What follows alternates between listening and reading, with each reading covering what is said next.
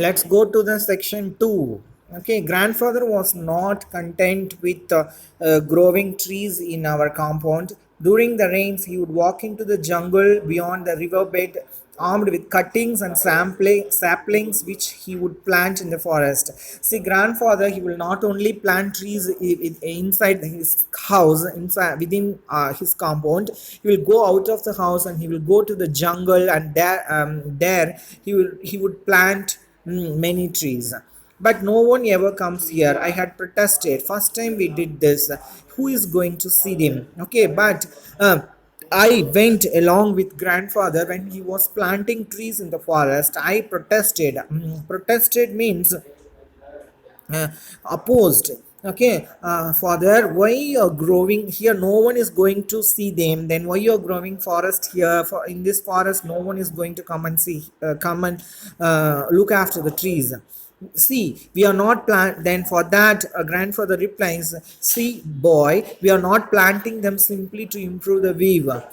Okay, we are planting them for the forest and for the animals and the birds which live here and need more food and shelter. See, we are not growing plants for show off or for the people to come and look at a view. No, not for the people. It is for the animals and the birds which live inside the forest.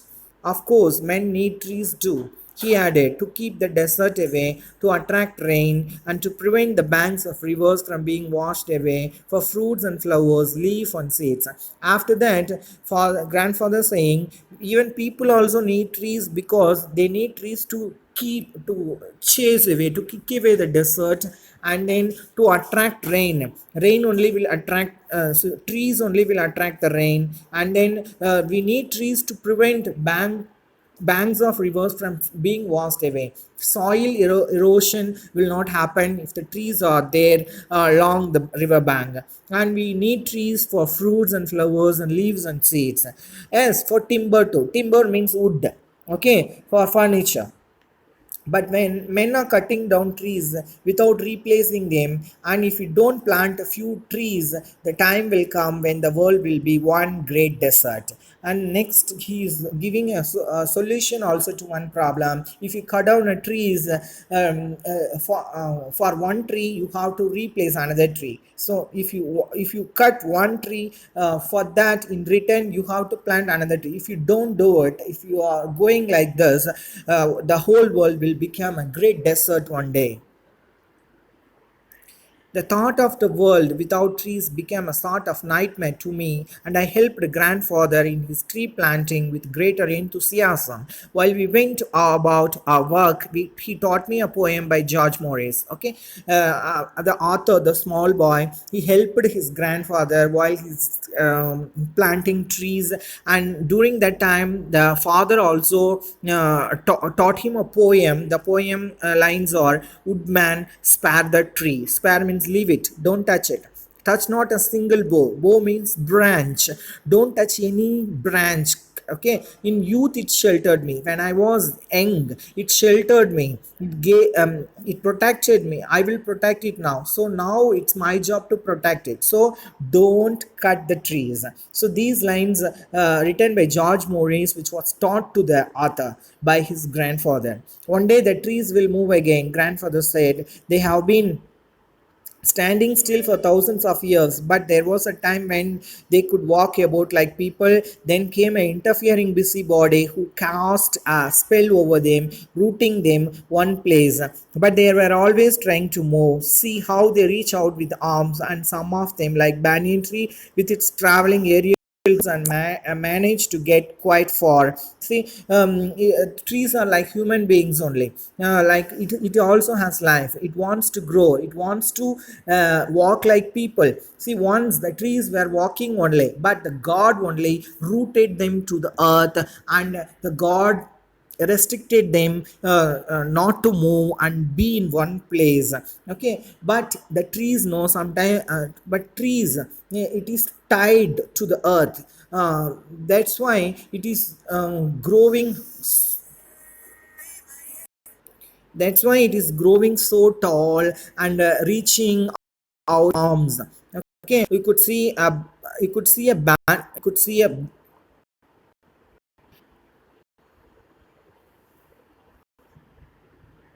We could see a banyan tree with traveling area roots and managed to get quite far. இப்போ நம்மளே வந்து கைகாலை கட்டி போட்டால் எப்படி இருக்கும், நம்ம என்ன பண்ணுவோம், கைகாலை நீட்டி என்னை விடுங்க விடுங்க, நான் வாக் பண்ணணும் என்னை விடுங்க, நான் நகரணும்னு சொல்லுவீங்களா, அதே மாதிரி சொல்கிற மாதிரி தான் ட்ரீஸையும் காட் என்ன பண்ணியிருக்காரு, கட்டி போட்டிருக்காரு. அதனால தான் அது என்ன பண்ணுதுன்னா, தன்னோட கிளைகளை எல்லாம் விரித்து தன்னோட வளர்ச்சியை காமிக்குது, என்னாலும் நடக்க முடியுங்கிற ஆவலோட எதிர்பார்த்துட்ருக்கு.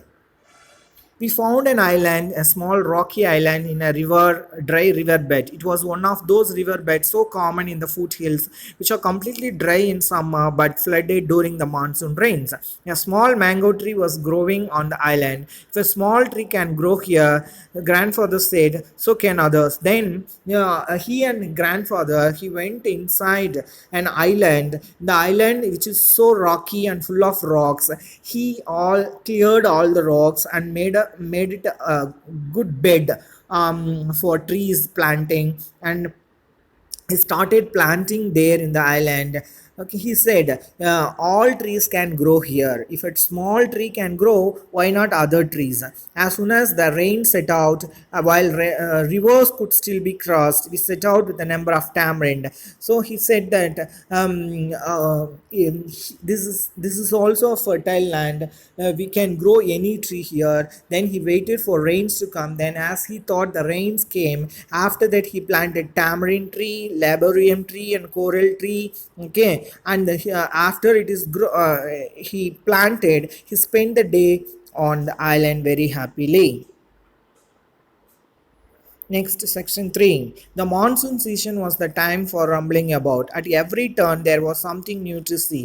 Out of the earth, rock, and leafless boughs, the magic touch of rains had brought life and greenness. So, however, we take care of the trees, if the rains not come, it can't grow, especially in the forest, because in for forest we can't water also, we can't water the whole forest, because the forest needs more water, so the more water can be given only by the rain. So the rain only gives the life and greenness to the forest. You could see the broad-leaved vines growing in the forest. Plants sprang up in the most unlikely of places. People would take root sealing. Okay, after rain we can see that plants will spring up everywhere. Even when out of our house also some grass will grow up after the rain. Okay, then even sometimes if you go to the terrace and ceiling also, sometimes some plants would have grown. How it is growing on a ceiling, a tree, how it is growing on a ceiling, it is because of the rain, that rain water.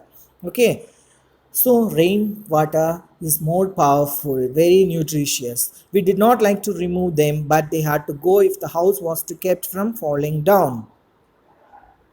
If you want to live in a tree, that's all right by me, grandmother said crossly, but I like having a roof over my head. I'm not going to have my roof brought down by the jungle. So he says that grandmother, after hearing what grandfather is talking about trees, and he's the grandmother says, hello man, trees, okay, if you want trees, you go to trees and you make it a house and you live there, but I can't live in a house on which a tree is growing. Then came to the Second World War. The author was sent away from his grandfather's to a boarding school. During the holidays, I went to live with my father in Delhi. Meanwhile, my grandparents sold the house.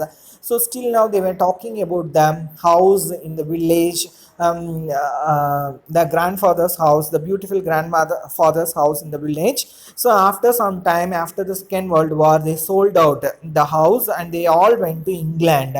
2 3 years later, they too, this boy also, I mean Arthur also went to the England, and after several years they are back to India. After coming to India, the author go to see the forest that he and his grandfather planted. He goes to the island. Some years later, I returned to Dehradun after a first visit the house, old house. The old house, there was no change. Then I walked out of the town. I went to river. At the time, it was February month. As I looked across dry watercourse, my eye was immediately caught by the spectacular red blooms of coral blossom. Then, after I passed the river, at the time it was summer time, so river was dry. Then I looked over the river. There was a forest. It was full blooms everywhere. It was so greeny. The contrast with the dry river, the island was green paradise. It was like a paradise full of green trees.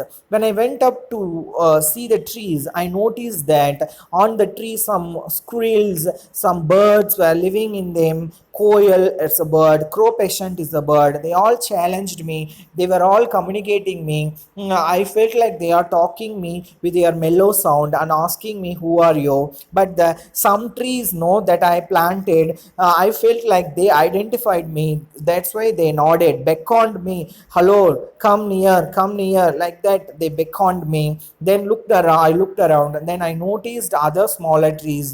Wild plants and grasses had sprung more under the protection, under the tree. So many new plants were there. For in forest, there were so many new trees were there. Yes, trees we had planted long ago now had multiplied. We They were all walking again.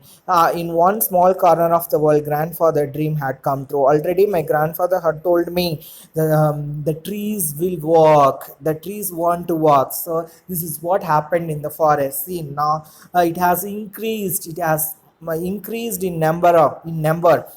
From the number that we planted, it has increased more. How it increased? We just planted only 100 or 200, but now I could see thousands or 2000 trees I could see in front of me, which means that the trees are working. So this is the dream of the grandfather once. Now it has come true. The grandfather have created a forest. So all answer the questions asked in between the lesson, okay, and send it in the group.